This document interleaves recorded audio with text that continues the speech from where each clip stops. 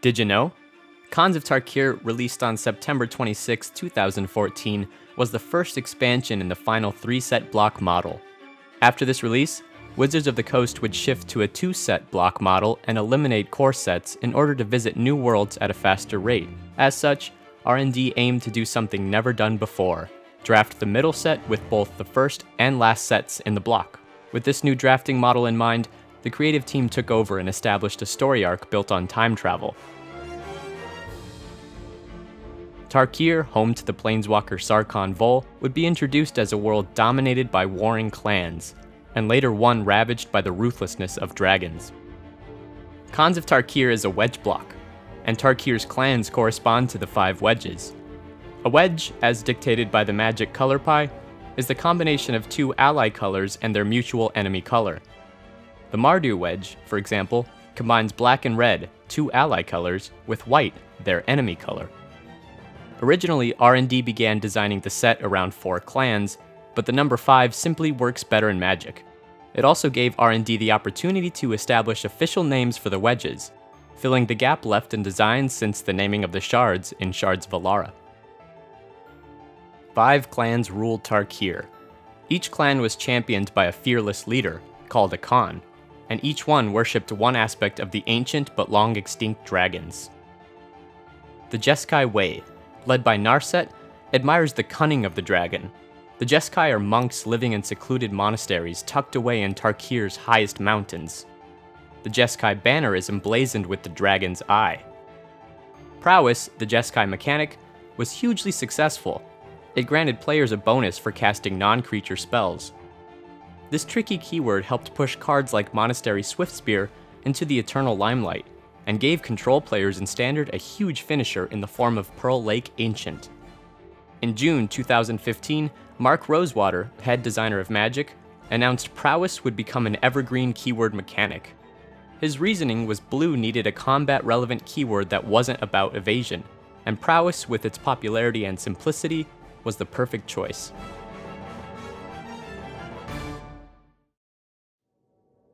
The Sultai Brood, led by Sidisi, admires the dragon's ruthlessness. Lurking in Tarkir's opulent palaces and humid jungles, the Sultai are made up of Nagas and zombies. The Sultai banner bears the outline of the dragon's fang. Their mechanic, Delve, was originally introduced in Future Sight on 3 cards. Giving players the ability to pay for expensive spells by exiling cards in their graveyards, Delve was the most dangerous of Khans of Tarkir's mechanics. Treasure Cruise, Murderous Cut, Become Immense, and Dig Through Time are unbelievably powerful spells in formats with fetch lands and cheap cantrips. Because they warped the rules of the game, the blue card draw spells Treasure Cruise and Dig Through Time were banned in Modern and Legacy only a few months after seeing print. The Mardu Horde, led by Zurgo Helmsmasher, is all about the dragon's speed. This is symbolized through the wings of their war flag and on the armor of their mercenaries. Living in the open Badlands of Tarkir, this clan is depicted wielding swords and axes on all of their cards. The orcs of the Mardu just want to attack, and Raid gave players bonuses for turning their creatures sideways. Wingmate Rock emerged as the standout Mardu card in Standard. Getting 2 3/4 flyers for 5 mana was a fantastic rate, and often resulted in concessions from opponents facing down the menacing pair of birds. Because of its incredible value, the Avian was prominently featured as one of the best performing cards right out of the gate at Pro Tour Khans of Tarkir. Ari can now play Wingmate Rock, go to 5, and if McLaren doesn't draw a burn spell, and it can't be a Manus Rider or Sarkhan anymore, if he doesn't draw a burn spell, Ari's going to get to gain 4 life on the attack next turn. Wow. The Teamer Frontier, led by Surrak Dragonclaw, loves the dragon's savagery. Braving the Arctic tundra of Tarkir, the clan is composed of intrepid hunters, woolly mammoths, and shamans of ancient magic. The Teamer flag boasts the image of the dragon's claw.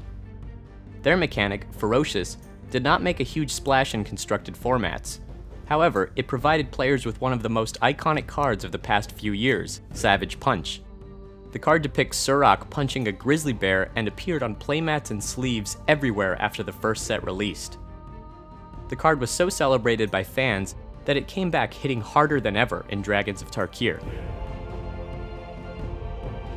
The Abzan houses, led by Anafenza, admire the dragon's endurance.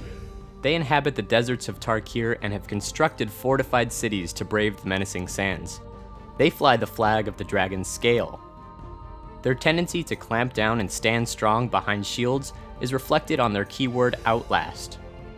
The mechanic was clunky and slow, and was only somewhat successful in draft.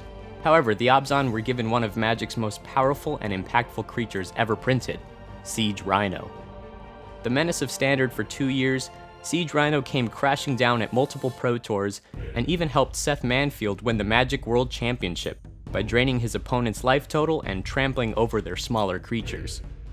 Sporting gorgeous artwork by the legendary artist Volkan Baga, the Rhino will remain one of Magic's most iconic cards, for better or for worse, in the years that follow. The lead protagonist of the story, Sarkhan Vol, was represented on a brand new mono-red Planeswalker card. Because of his obsession with dragons, R&D gave Sarkhan the ability to become one himself. This power is reflected on his +1 ability, and was reminiscent of another standard powerhouse that rotated with the prior season, Stormbreath Dragon. Morph also made its return in Khans of Tarkir, and according to Mark Rosewater, the mechanic predated the clans. Because the story would be built around time travel, R&D wanted a mechanic that could also change with the timeline. Lore-wise, Morph descended from a draconic mage, so it also matched the theme of Tarkir. Although it was popular in its debut in Onslaught, Morph struggles with being a relevant mechanic outside of draft. Paying 3 mana for a 2/2 does not make the cut in constructed decks, as it falls severely behind curve and is difficult to balance when flipped up. Khans of Tarkir offered a lot in the way of flavor and gameplay for players. It also brought the reprinting of ally-colored fetch lands. Prior to this set, these cards were illegal in the modern format. Players were ecstatic about the new availability of these lands, as it allowed them to perfect their mana bases across multiple formats like never before. These lands will forever be a crucial aspect to Magic, and also a controversial part of the game. Some players blame fetches, and shuffling in particular, for plaguing tournaments and forcing players to draw due to time. Others admire the consistency they provide to keep their decks running smoothly. And now you know more about Khans of Tarkir. Stay tuned for upcoming episodes on Fate Reforged and Dragons of Tarkir right here on Gathering Magic. Make sure to subscribe and comment below with your favorite aspect of the set. If you'd like to watch more Did You Know Magic videos, you can click right here to visit our playlist. This episode was written and voiced by me, the Magic Man Sam. If you want to watch more of my original content, please visit my YouTube channel by clicking on the link on screen or in the video's description.